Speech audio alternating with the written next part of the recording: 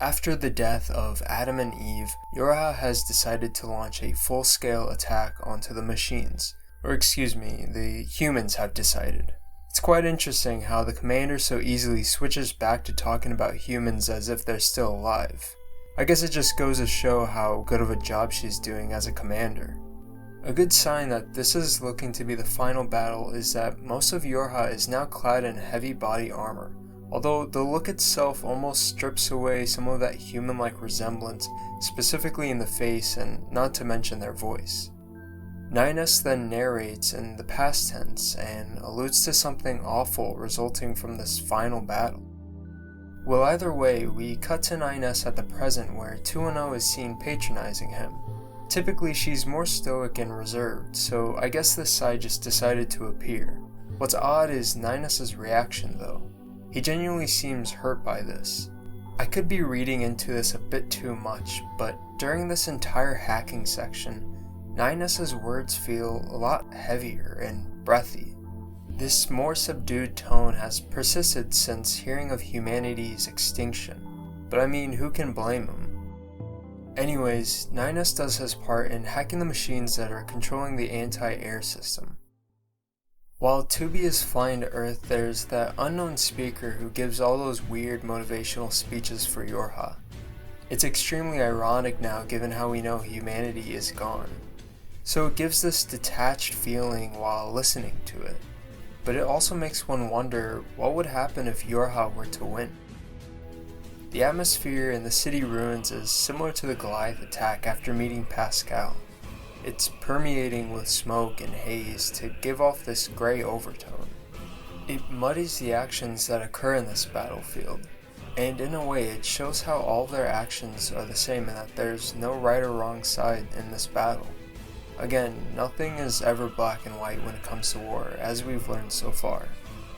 2B and 9S run around supporting other Yorha units until a group of machines surround them and launch an EMP wave, knocking them offline. 9S has to take on a swarm of machines launching entirely new attacks that disrupt his visual functions. It turns out that the EMP blast triggered a logic virus in the group of Yorha androids, but 9S hacks into 2B and gets her back. Unfortunately, the same can't be said for the other androids. 2B isn't hesitant at all towards killing her own comrades, but that isn't anything new. But what becomes odd is that while the two fight the corrupted androids and machines, it turns out it's something on the bunker side which isn't allowing for contact. 9S quickly uploads their data to the bunker through a back door and they both detonate their black boxes. But back in the bunker, the commander thinks they're the ones who have the virus since it doesn't make sense for something to be wrong with the bunker. But as soon as she tries to have 2B and 9S detained, we see how the bunker has become as unsafe as the battlefield. All but 2B, 9S, and the commander have been contaminated with the logic virus. Whatever it is that's controlling them seems to be toying with them, as it says how it'll enjoy watching them squirm.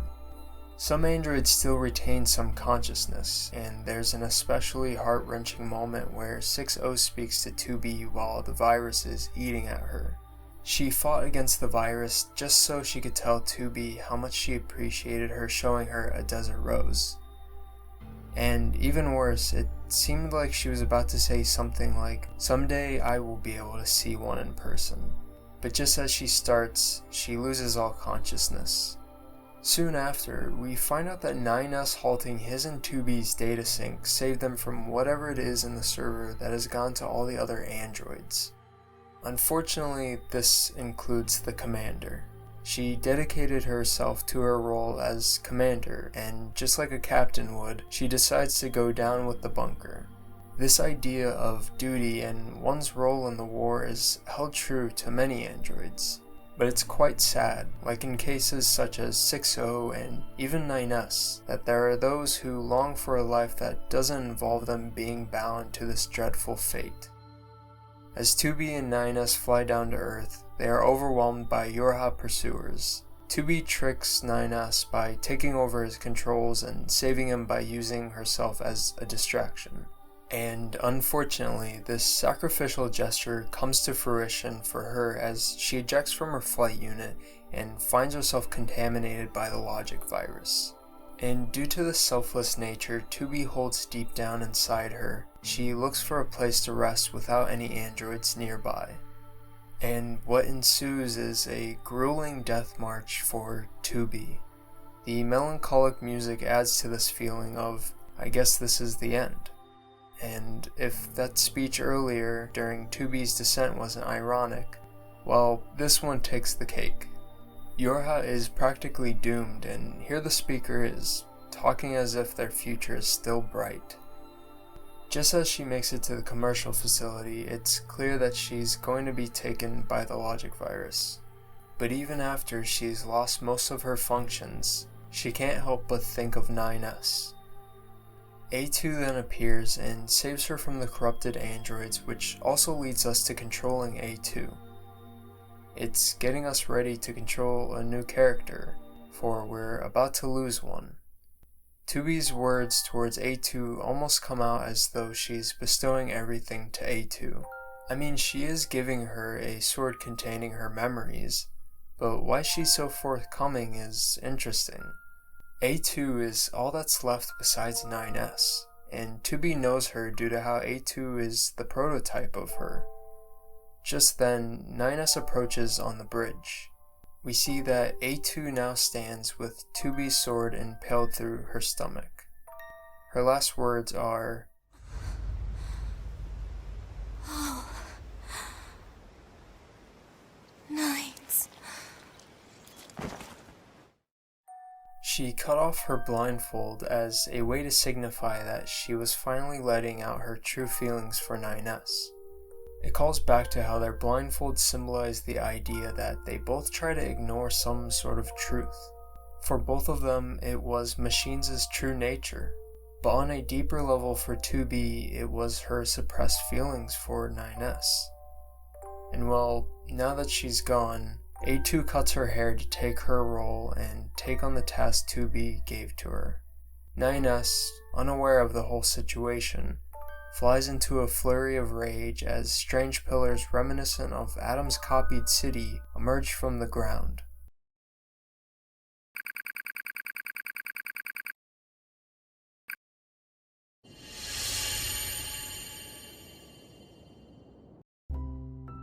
If you were unsure about 2B really being dead, well, there you go.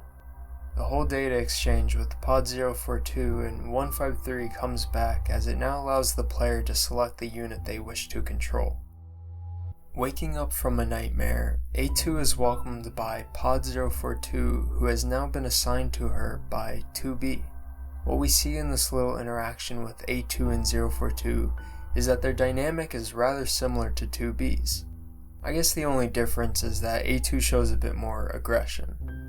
Although similar to 2B, she is quite reluctant in saying what's truly on her mind, but she eventually breaks after 042 repeatedly asks her to state her intentions, and those intentions are to kill every machine.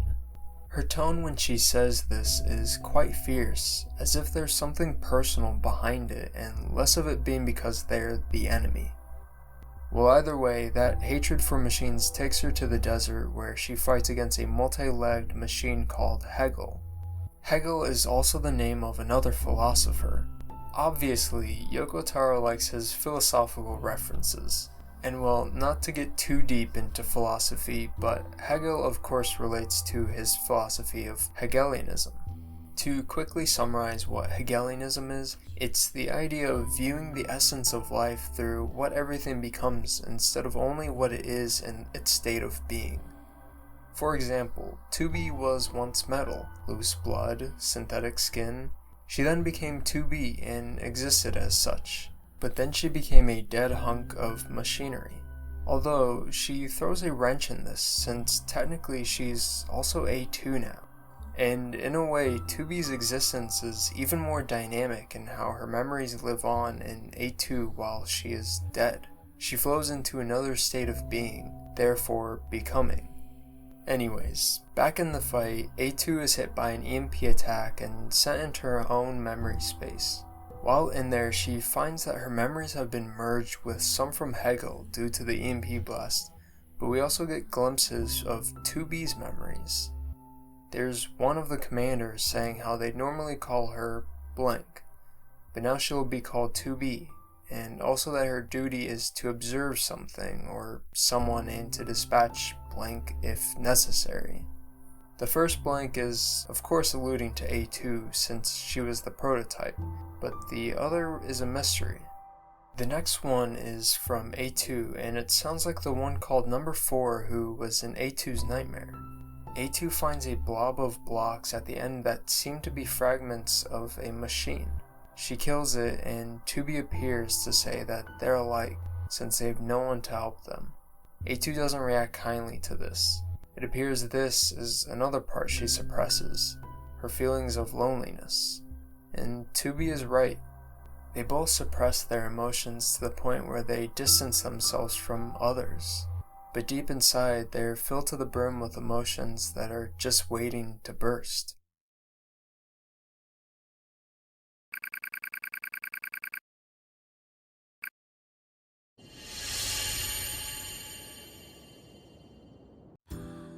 Upon waking up in the Resistance camp, Ninus is greeted by Devila and Popola, 2 androids designed for medical treatment and maintenance.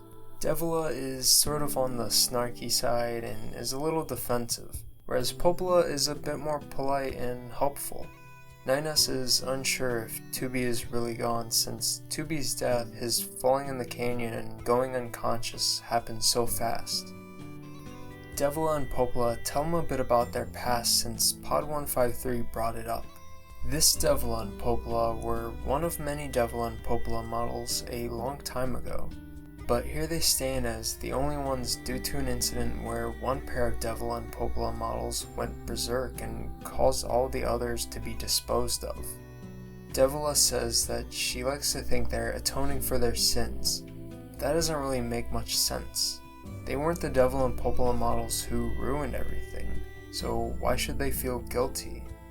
Perhaps it speaks to how they're designed and that their creators and other androids view them as being capable of the same things since they have the same designation. Kind of just highlights how discrimination is amongst androids as well. Either way though, it feels nice having Devila and Popola around since they'll be providing support for 9S, and as well, they show a lot of care for his well-being. Immediately in the Resistance camp, Ninus meets an android who may have also lost some comrades. He can't leave to see if they're alive, so you search in his stead. You head to each coordinate to only find his comrades dead in each instance. He already had a feeling this was the case, but he just needed confirmation. Of course, a burial doesn't mean much for androids inherently, but he chose to adopt it and now finds solace in the idea of their souls resting in peace. This speaks to what spirituality has provided for us humans. We were once like androids in that we simply operated on living and dying and nothing more than that. But it's through religion and spirituality that we humans find hope for life beyond the one that we know. And for androids, it's no different. 9S heads to the basement of the commercial facility where Kaine's shack and the Lunar Tier Garden rest. He then creates a grave for 2B even though he doesn't understand the concept. But he wants to, and he especially wants it to be true for 2B due to how much he cares for her. Although the fact that he says he'll be with her soon is quite sad in that it shows he plans to die after killing all the machines and A2. Well, the first step is checking out the tower since it's obviously related to the machines and its same elements of the copied city. It doesn't let 9S inside, but it does mention something about resource recovery units that are scattered about the area. The first one is the Meat Box in the Forest Kingdom. The names of these resource recovery units are simply in reference to the states of being. The Meat Box and Soul Box are, of course, the physical and spiritual self of humans whilst being alive. But the God Box could be a nod to where one ascends to after death, given all the allusions the game has made to becoming a god or souls moving to heaven. On the other hand, there's a literal meaning to the meat box. Although not specific to it, it's that it's composed entirely of machine parts. In a way, you could say that it's the meat of machines, therefore the meat box. I guess this kind of goes into that whole Paper Mario discussion.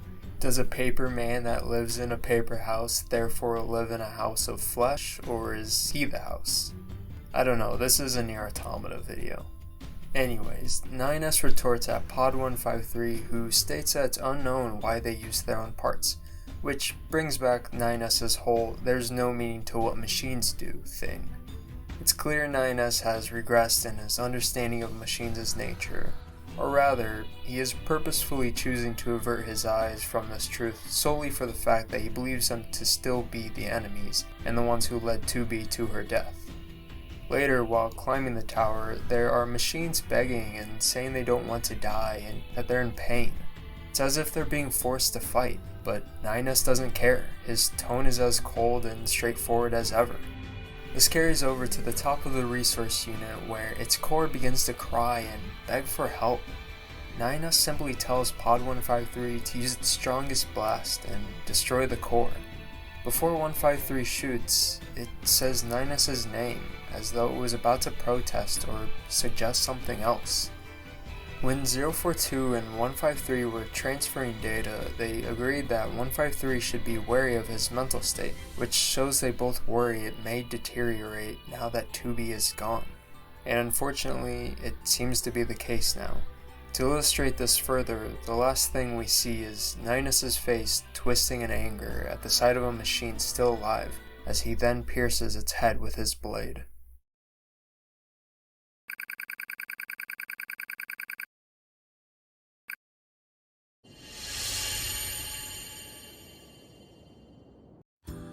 After selecting A2, there's a bit of an odd interaction between 042 and 153. 042 mentions A2's data and 2B's memories merging, which was already clear in her memory space, but it's what 153 says. 153 tells 042 to please be careful regarding the machines that have gone haywire, essentially. This is the first time we've seen one of the pods showing some semblance of emotion. 042 has shown though that he understands emotions, like knowing 2B wanted to give 60 a gift. But now that the two of them are passing data back and forth and overseeing 9S and A2, it's as though we're hoping these two keep our androids apart. That's another reason why they keep asking for them to state their intentions. They see that these two aren't bound by the war since Yorha is gone. But obviously A2 and 9S have chosen to keep partaking in it. Anyways, A2 wakes up to some heavy damage that needs repairing. Specifically, it's the fuel filter that needs replacing, which 042 says can be handled at the resistance camp. A2 responds in a forlorn sort of way at the thought of going to the resistance camp. Perhaps it's because of her past with Anemone. As you're about to go into the resistance camp, you notice Pascal being attacked by machines. You have the choice to kill Pascal, which ends the game right there, but letting him go is the right decision. The fact that you have the choice in killing him is a testament to how A2 is not averse to killing peaceful machines. Inside the camp, A2 and Anemone meet for the first time since the Pearl Harbor descent. They reminisce, sort of. They basically reply to each other with how someone close to both of them died. It's not really the most joyous reunion, per se. Well, actually, it does seem to make Anemone a bit happy. It seems Anemone went through a lot, having to kill a friend in number 21 and facing the thought that her Yorha allies all died in that battle. We get kind of a similar moment to 2B and 9S confronting Anemone about them working with Pascal, but with A2, and instead she's far more against the notion of working with machines. Anemone helps A2 realize that her morals are a bit out of whack, or better to say her morals are merely black and white. Anemone isn't one to slaughter a bunch of machines who surrendered, which makes A2 take a step back for a moment. After entering Pascal's village, 042 makes a funny jab at A2's predictive skills and how she entered a village of machines and didn't expect there to be many machines. It's not all that important, but it gives a bit of personality to these pods and how they have a sense of humor. Also, in another similar moment to 2B and 042, 042 has to tell Pascal why A2 is here since she doesn't want to ask the machines she's supposed to hate for a favor. After the conversation with Pascal though, 042 makes it a point to tell A2 how pointless it would be to act hostile towards these friendly machines. Although he uses logic to reason with A2, it was unprovoked, and therefore seemed like 042 may have been worried about these machines' lives. But most importantly, he tells A2 to form a friendly relationship with them. Judging by how well 042 can read our characters' feelings, he's most likely trying to steer A2 in a more positive direction for the sake of herself as well. It isn't right for her to live discriminating against every machine just because of her past, and 042 must have acknowledged that. One thing you may have noticed in all the areas is how all or most machines look a lot more worn down, like the ones in Eve's full-scale attack. It seems that these machines have caught the logic virus. The ones in the forest though still seek revenge for their king, showing how powerful their sense of loyalty is. After having Pascal make the fuel filter, we see A2 has this idea that every act of kindness towards her must be repaid. It's like she can't accept anyone's generosity and she views this as a debt she now owes. But regardless, it gives way to her furthering a bond between her and the machines. A2 takes out a machine causing trouble, but then Pascal tells A2 that she can look around the village if she wants, to which A2 responds by saying, "Sure, if I feel like it." It's already another step in accepting that not all machines are the enemy. Talking to Pascal again, he discusses the children of the village and how they'll pave the way for the future as if there's a degree of mental growth amongst the machines who have disconnected from the network. Now, I can't say if that's true or not since, it seems more like these machines just latch onto these roles seen in human society and just stick with them. But it doesn't really matter either way since it shows how these qualities of humanity are embedded so deep in their subconscious that it's hard for us, the players, to realize how odd it is for machines and androids to talk in this way. A2 goes to the factory for parts so that Pascal can repair one of the children. She doesn't understand why she's doing it, but doesn't care. Right after, there are a bunch of kids who start asking A2 if she wants to play with them. They keep bugging her until she reluctantly gives in to buying them something to play with. Again, one step at a time for A2. The shop owner forces a list of materials for her to get, and she agrees while acting like she doesn't have a choice.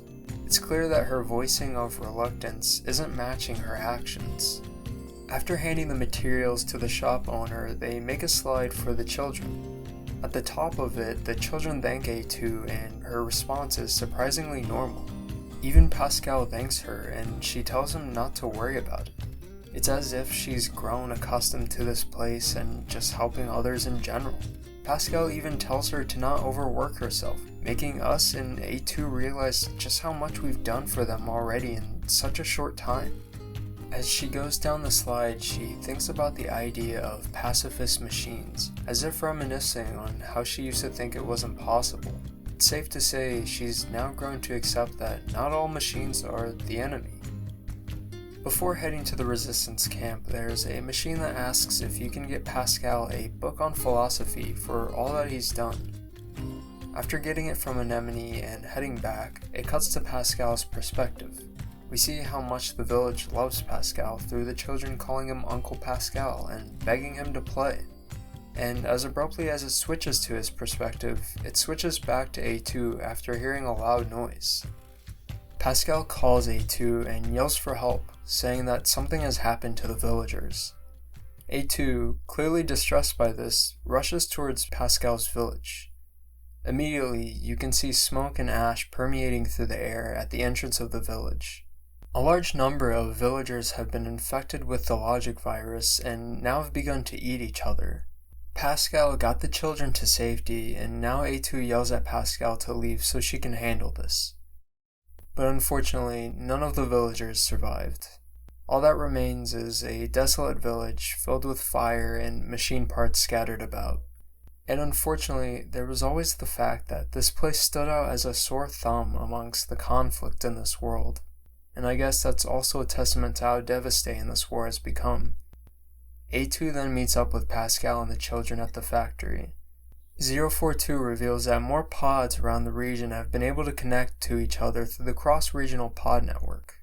This then reveals that large numbers of machines are gathering outside the factory, and as soon as that's stated, 2 machines burst in. We get kind of a sad moment from Pascal in that we see his peaceful and passive nature shatter and regress into hatred and the need to resort to violence. Don't get me wrong, it's understandable for him to be angry, but he stuck to those values for so long, and now we see them being threatened to the point where it pushes him over the edge. A huge mass of machines enter battle with A2 while Pascal hacks into the machine network to take control of an Engels unit. He single-handedly fights against the swarm of machines in the sky while shouting in anger towards them all. It's as if we're playing as an entirely different Pascal.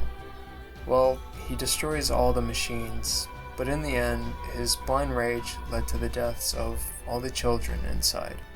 The children lay there, having all killed themselves out of fear. Pascal laments on his teachings, saying he caused this since he didn't want them to engage in battle.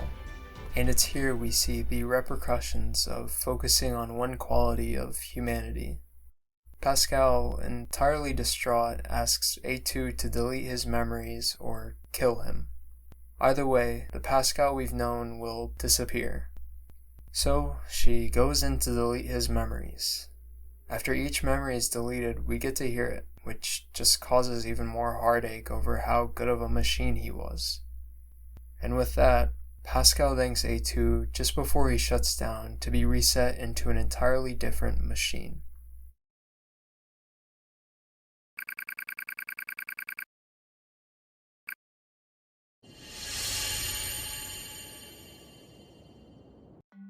Right away, Pod 153 mentions that 9S isn't suited for combat because she detects an abnormality in his system. 9S brushes right past it and asks where the other recovery units are. It's clear his drive for destroying machines and, in effect, destroying the tower as well is immense. Before leaving the Force Zone, you can check out the Force Kingdom, which reveals something a bit shocking. There's another Yorha android still alive. His name is 4S, and all he plans to do is help with recon for the Resistance androids. After you give him all the intel on machines, he wonders how long they'll have to keep doing this since Yorha is gone. 9S coldly tells him that it's important for him to keep working to help the war effort. It's a stiff and almost robotic response. It's almost like something that Speaker from Yorha would say. 4S snaps at 9S. Perhaps 4S is like how 9S was. He wonders about a world where he can be free of this war, whereas 9S clearly doesn't care about being free of the war after all that's happened to him. He lets 9S go, but tells him they need to think about things from here onward, as if to suggest that maybe there's something else out there for them besides war. On the way to the next resource recovery unit, you can visit Pascal's village.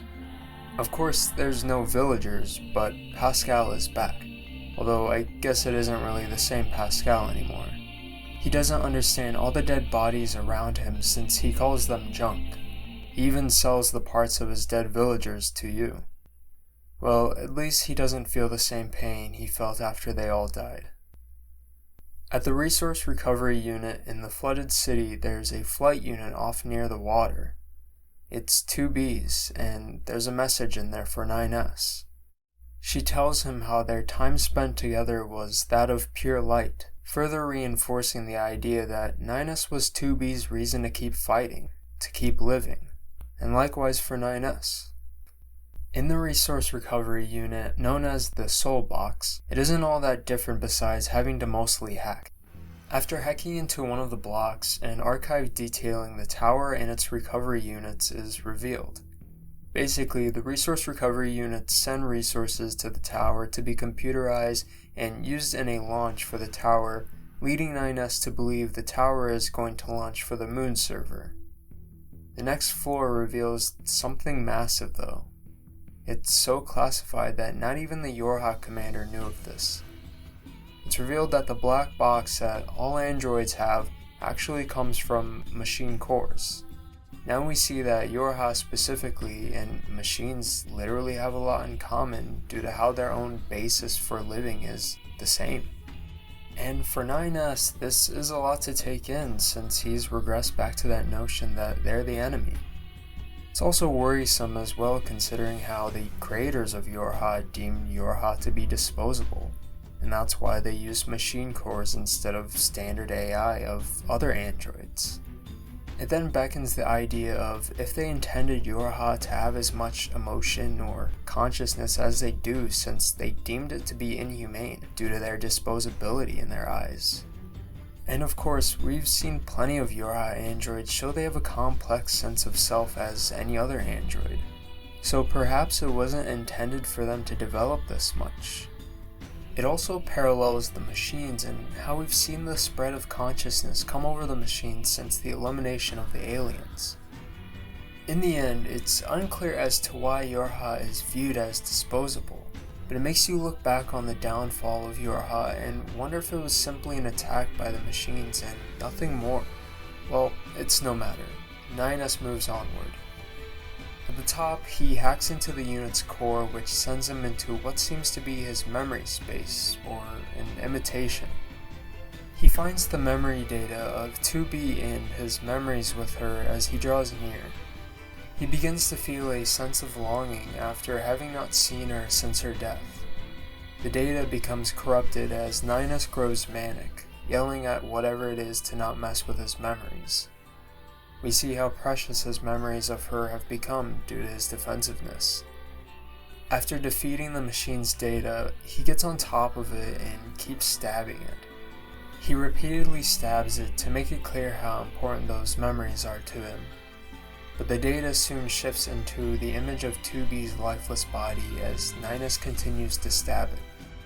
In this way, he's murdering what 2B wanted for him, that being her wanting him to live.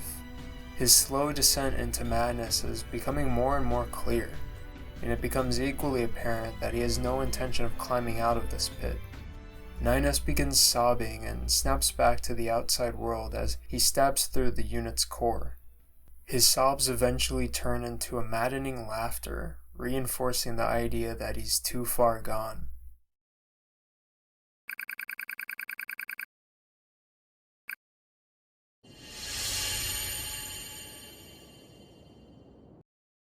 Back to Pod 042 and 153's data transfer, we see them conversing in a more casual way. It's as though their speech patterns are becoming more human-like. They discuss 9S's deteriorating mental state, and you can't help but feel for them. They're clearly trying their best for 9S and A2, but there's very little they can do besides suggestions. After 9S wakes up, he says the exact same thing he said after getting out of the meat box. But this time, his body's in grave danger due to his deteriorating mental state. What's worse is that 9S hates the idea of wasting any time for repairs. It's clear Devila and Popola's parting words from his awakening meant nothing.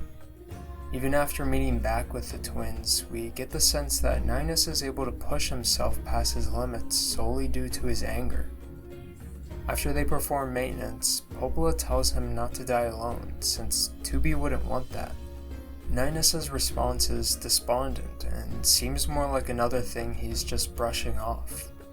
And as soon as he's repaired, 9S heads to the next resource recovery unit known as Godbox. Back to A2. She leaves the factory and hears a message from that same voice in the tower that says one resource recovery unit is left. It's like the machines are drawing 9S and A2 towards each other and they want them to destroy the units.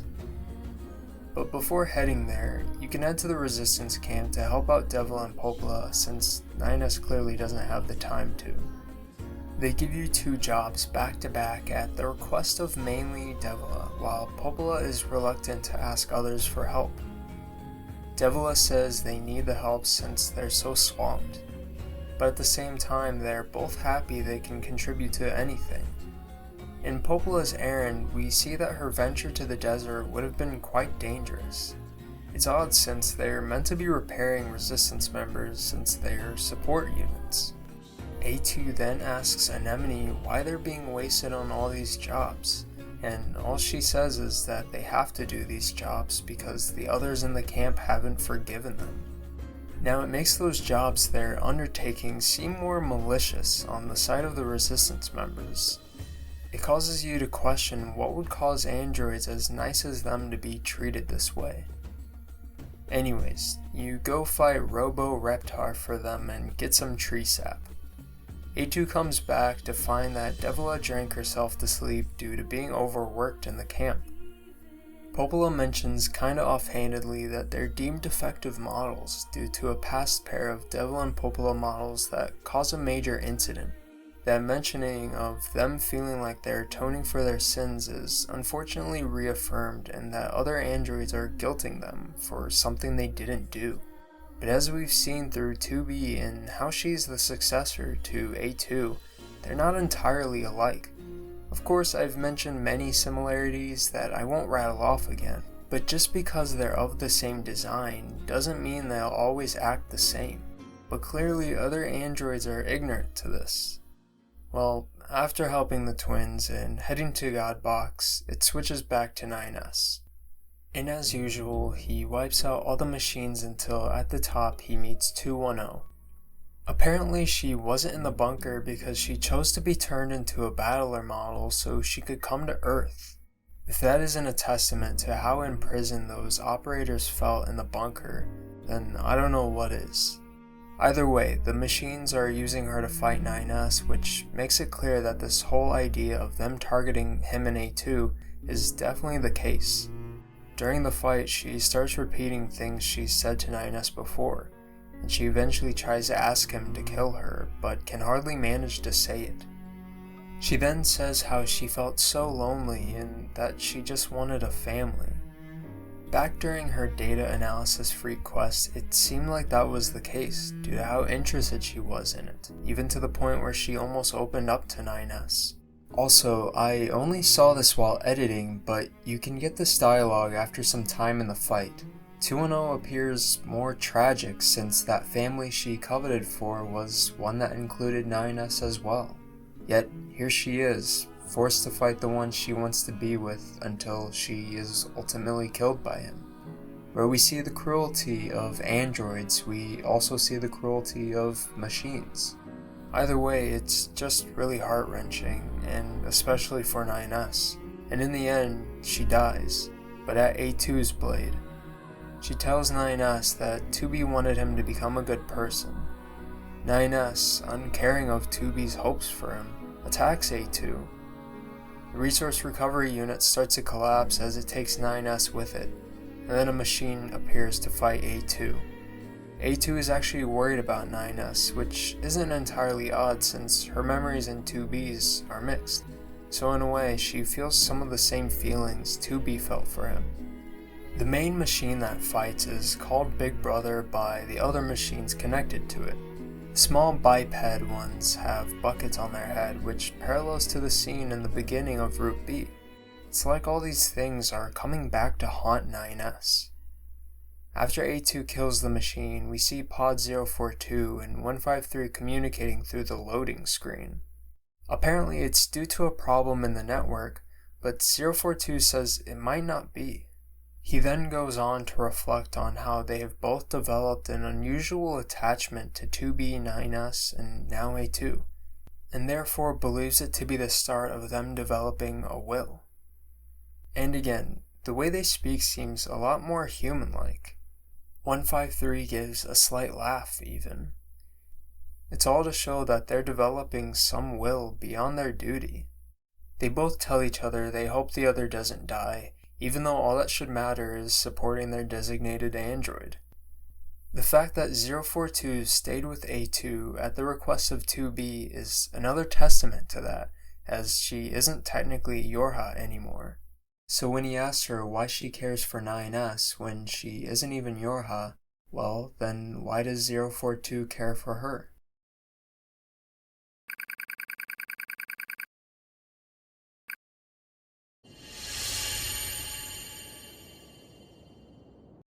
Now that all 3 resource recovery units are destroyed, 9S has the key to the tower.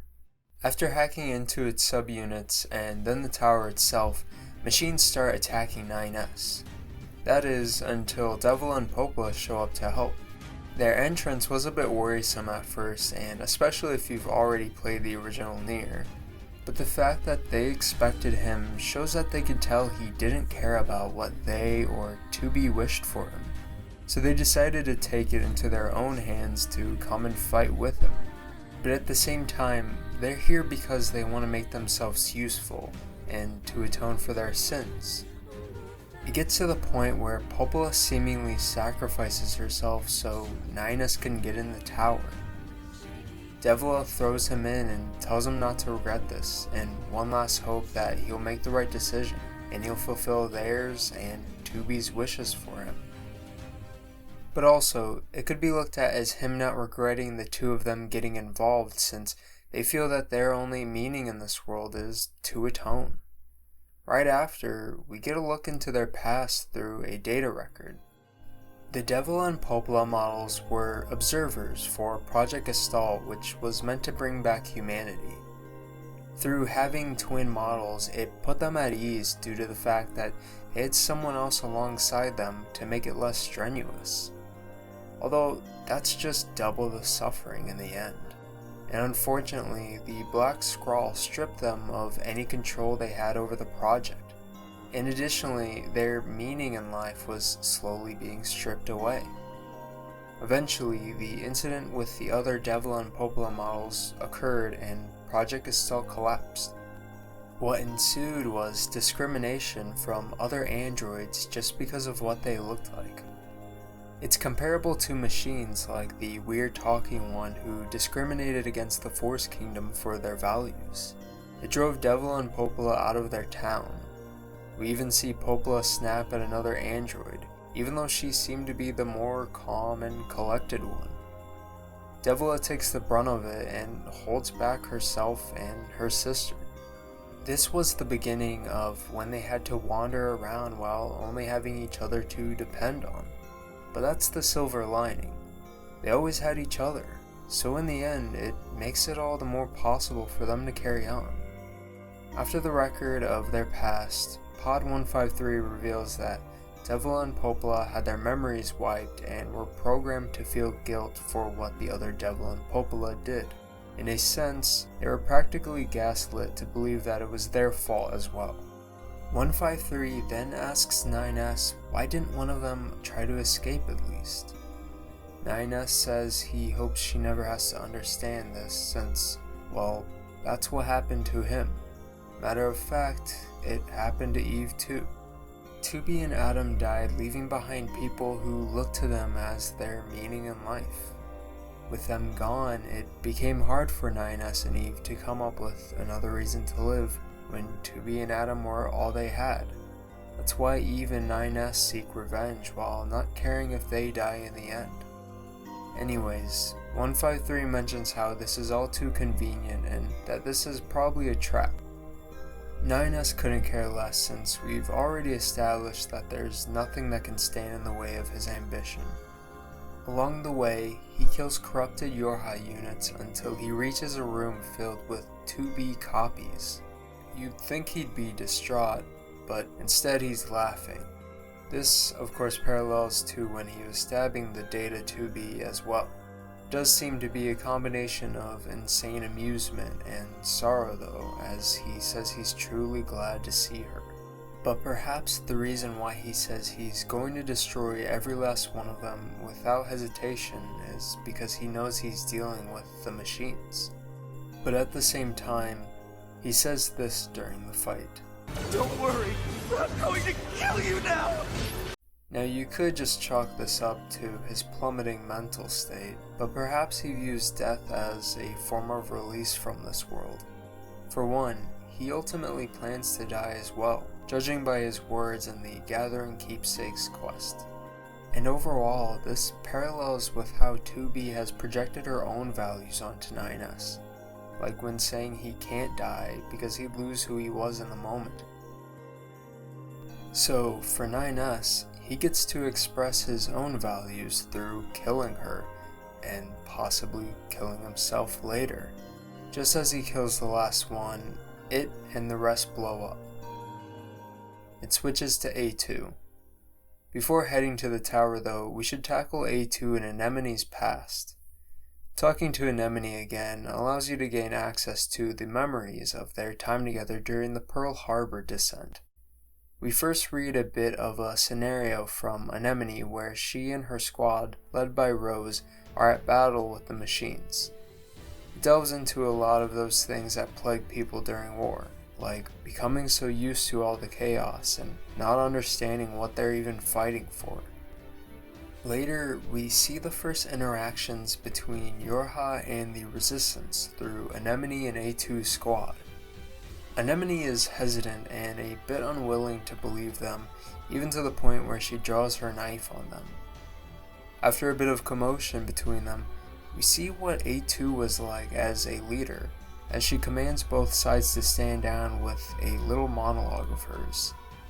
After some time, both squads become close, like with Dahlia and number 16 sparring all the time. We see also that A2 was someone who held on to hope and was more talkative. Perhaps these qualities are still inside her though. I guess something happened during this descent that ruined her perception of the world. For Anemone, on the other hand, she is somewhat quick to assume the worst in the world and resort to extremes. Lily turns out to be corrupted by the logic virus. But just as Anemone is about to kill her, we see number 21 step forward to save Lily and call out Anemone's actions. Skipping to the Pearl Harbor descent, we see how unsupportive Yorha is already and how they don't send any reinforcements during their mission. A couple of them die pretty quickly while defending the squads. It's at an elevator to the mountain's terminal that we see Anemone instinctively jump out of the elevator to protect number 21 while she makes it descend. To Anemone, she believes this was it for all of them. They were all pawns in this fleeting war effort. She's even forced into killing number 21 because of the logic virus. And just as she's about to kill herself, her mind begins to take control and shame her for this act. It's as though there's something in the back of her mind that forces her to keep suffering through this war. She rushes into the fray to try and get herself killed, but to no avail. With their mission fulfilled and everyone seemingly dead, Anemone leaves in hope that one day she'll be killed so she can be free of this suffering. What's even worse though is that we see A2 acting like her and 9S and saying that she plans to die at some point soon as well. It speaks to how much war takes from those involved. It's officially stated that the intentions of sending the experimental Yorha group was, well, in its name. It was simply an experiment that had no outlook for success. It calls back to that mention of Yorha androids being deemed as disposable. Well, now you can head to the tower.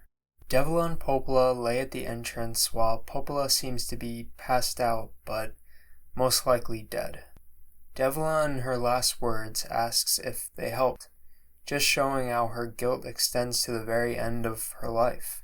It's depressing to see that many characters, like Adam and Eve as well, only find or fulfill their meaning in life through death. It's just to reinforce how much this war or this world has taken away from them. Along the way, A2 finds Yorha corpses left behind by 9S, and eventually she makes it to a library. Matter of fact, it's based on the exact layout of the library in NieR. Whether that's important or not, who knows. In the library, there are some archives. I'd expect there to be. One details its index, which shows Adam and Eve's storage ports, along with a bunch of the data they intercepted from going through Yorha's back door. A2 then finds a book on the model number 2 for Yorha. She finds something shocking, but can't say since she's interrupted by this crab-looking machine. Back to 9S, we see his arm got taken off in the explosion, and now there's a 2B model that's still fully intact somehow. Even though it's not the 2B he knew, he takes its hand and he puts it on his face to feel a tinge of that comfort he felt when they were together. He then rips her arm off and puts it on his stub, which is a jarring juxtaposition to show how he may still have those feelings of the past, but he clearly disregards them in his own selfish aim. Even though it may be selfish, to him, he'd rather not live in a world without 2B, thus illustrating how much he loves her. Anyways, it turns out it carried a logic virus. He gets rid of it and continues onward until he's stopped by those 2 hologram girls, which will later be referred to as the Red Girls, or N2.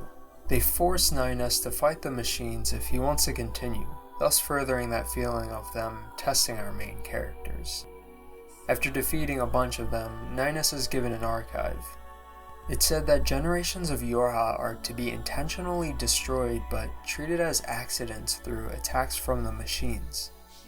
This is to further the growth of Yorha by passing on data from said previous generations onto the next. This calls back to the Black Box archive, A2 and Anemone's past, and honestly a whole bunch of other smaller warning signs. It just furthers that idea that this war has been entirely meaningless. The fact that it's a proxy war with no original leader and one side that has been conspiring against itself is enough to make one look back at all they've done as meaningless. And at this point, I think we can deduce that the logic virus amongst the machines is a similar action to that of the creators of Yorha disposing of the previous generations. The Red Girls ask NieR if he wishes to continue fighting, just like how the Yorha commander asks what path he would choose after finding the truth about humanity. Yet of course, NieR continues. He defeats a bunch of corrupted Yorha models and flight units and rips one out and takes their flight unit. It's like nothing ever happened before, or rather, all that archive did was further his ambition. Back to A2, she fights Koshi, which eventually runs off. She later accesses an elevator which sends her into a memory space inhabited by the Red Girls. The way they speak to A2 makes it seem as though they have some history, but A2 doesn't recognize them. They represent the machine network as a whole, so perhaps they simply know of her due to her exploits in destroying that server during the Pearl Harbor descent. They then start multiplying, all the while not sustaining any damage from A2. Pod 042 basically tells A2 to stop fighting and let them grow out of control. It brings that idea of pacifism back and how the only way war or conflict continues is if both sides participate. A2 has always had trouble with seeing that, but through Pascal's village and this fight, she now learns that not everything can be dealt with through destroying the enemy. Matter of fact, not everything has to be an enemy. After the Red Girls continue multiplying themselves, it overwhelms their consciousness and creates diversity. That diversity manifests through the 2 girls developing different ideas for how they should deal with A2. After the story, we find out that the machine network intentionally started diversifying machines by making those who had ideals that opposed machines. Pascal, Ernst, and more began to spread their beliefs amongst other machines. This stunted the war effort, but unintentionally could have provided an out for machines over time. So it's ironic that even though the Red Girls believe themselves to be the perfect being, their forms were created through diversifying in their network. The fact that there's 2 of them speaks to this, since why couldn't there just be 1? But by having N2 form itself as 2 girls from the beginning shows how they were unaware of how much they value humanity. And now we see them fight each other, just like humans. A2 is then able to destroy them and leave. But there is still some data remaining in their server which allows the machines to continue fighting for a little longer. It switches back and forth between A2 and NieR as they fight Koshi and Roshi, respectively. Both machines rattle off a lot of random thoughts that seem to come from the memories within the machine network that represent them as a whole. Eventually, both androids make it to the top where they fight a combined Koshi and Roshi. After defeating the machines, both androids face off against each other. A2 is of the notion that they should destroy the tower so they can protect the data on humanity, while 9S is also on the notion of destroying it, but not for that reason. He finds everything all meaningless, just like Eve, and now he wishes to destroy the tower and her. But for A2 especially, his hatred for her stands above all, since he believes she took his meaning in life away. Then in probably the biggest twist, A2 reveals that 2B had been designated to work with 9S and kill him every time he found out about humanity. And actually, her real designation is Yorha 2E, an executioner model. Now, if you're aware of contextual frame theory, this kind of requires us to go back and add a bit of context behind certain scenes. I won't list them all because there's a lot, but for example, 2B's clenched fist in the beginning was also due to her getting 9S killed again. There's the simple fact that she's known him since they were manufactured, but acted like it was their first time meeting after every time she killed him. Her slip up when she called him Nines was because she forgot it was too soon for her to call him that given her nature and not wanting to alert him. The amnesia question, how she didn't lie but didn't give a straight answer because she was an executioner model the whole time. The Yorha Betrayer's quest was given to them because she's an executioner. The fact that 2B doesn't derive pleasure out of fighting like Jackass said battler models should. And of course, the end of Route A and B where she said, "It always ends like this," after killing him becomes more clear. A2 makes it a point though that 9S probably already figured this out at some point and had been hiding it. It's hard to pinpoint exactly when he figured it out, of course, since he's been hiding it, but perhaps it could explain some of his anger towards her in the moments like when he kept stabbing her or when he was fighting her copies. I'm not saying that those were his only feelings because he obviously loves her.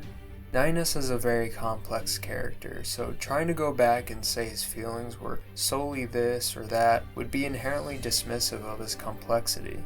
But of course, there is the scene where Adam says 9S wants to blank 2B. And here is where I pose the idea of him saying 9S wanted to kill 2B.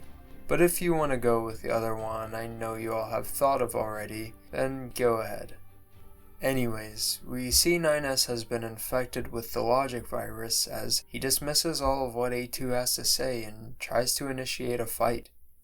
Pod 153 tries to stop him, but he basically shuts down her logical functions until one of them dies, just showing how it's too late for him to turn back. You now have the option to pick who you'll fight as, and possibly who you'll kill. First, we'll tackle A2's perspective and ending C. She eventually cuts off his infected arm and hacks into 9S. Pod 042 believes it to be unlikely that she'll be able to rid him of the virus, but A2 claims to know a way.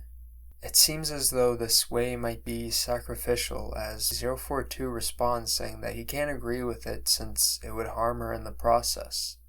A2 acknowledges 042 and his worry and truly appreciates him for once. She finds 9S, which makes it seem as though this isn't his memory space, but something else. She says she'll take care of everything, just like 2B wanted her to. Pod 042 takes 9S away at A2's request, as she goes to the light which seems to be connected to the tower and the machine network. As she touches it, it begins to collapse. Even though this isn't the true ending, it gives us insight into how much A2 has grown to appreciate this world after falling to a point where she believed it was only filled with deceit and suffering. But upon gaining 2B's memories of her time with 9S, meeting Pascal in the village, and reuniting with Anemone, she changed. But at the same time, that change couldn't save her. If only her worldview wasn't already shattered to this extent, maybe she would have been able to appreciate her life like she realized in the end. Going back to the fight as 9S, we see how he views everything as meaningless, like how Eve had become. But there's some part of him that struggles with this inherent love for living or wanting to have meaning. but it seems the insane side of him is overpowering that urge to live, and so he fights as a way to destroy it. As A2 has NieR down, she almost attacks him but remembers 2B telling him to take care of NieR. Her hesitation causes her death, but NieR accidentally kills himself on her blade. It's tragic, but in this way it doesn't validate NieR's goal, which contributes to the idea that just because you lose something doesn't mean you should just give up. It cuts to Pod 153 extracting NieR's memories. We then go into some of those memories and remember how NieR used to be and how he was so innocent and happy. In retrospect, all Yorha androids and machines alike were brought into this world with no parents and nothing to help them through life. It was more clear through Adam and Eve and how they relied on each other, but in reality, it was the case for everyone. NieR and everyone were programmed with the intention of fulfilling their duty while they were capable of wanting and doing so much more in life. It's as though their creators were like strict parents who chose what their child had to be when they grew up. While his memories fade away slowly, he finds out that the Red Girls changed their mind on destroying the moon server after watching Adam and Eve and all the androids. They themselves grew to understand humanity. Instead, this tower was changed into an ark that would launch the memories of all the machines to another world where they could live peacefully. We then see Adam and Eve in the ark. Adam has grown to forget his hatred as he asks NieR if he wishes to come with them. Seeing Adam like this introduces the idea that it was his position in the world that led him astray in his purpose for living. NieR similarly finds his hatred dissolving as he reflects on how the reason he was created was used as a way to inhibit the lives of machines.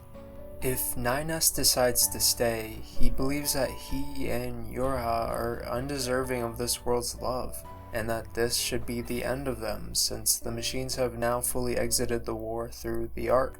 It's similar to Devil and Popola's association fallacy. As NieR dies, he now sees the memories through 2B's blade that lies in his stomach. It gives him one last solace in death. The Ark then launches as all around the region watch.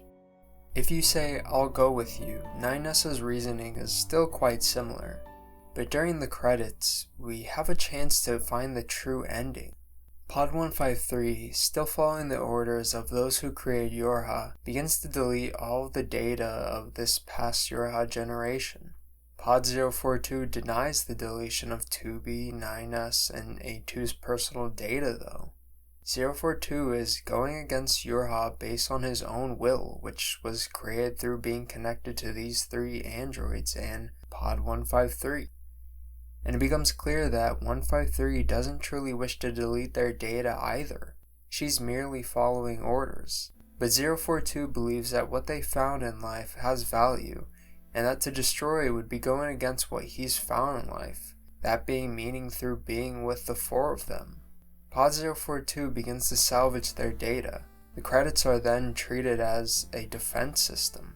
It's almost as though we, the player, and 042 are going against the fate Yorha designed for these androids, but also the fate that the creators designed for them as well. It breaks the fourth wall here as 042 refers to them as We 6, meaning the three androids, the two pods, and us, the player.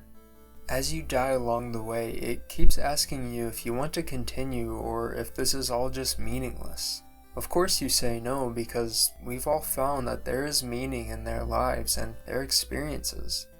It doesn't matter what purpose they were born with. This story so far and 042's actions have shown us that all life has meaning. We see through our own actions that we further the theme of how there's nothing in this world that's meaningless.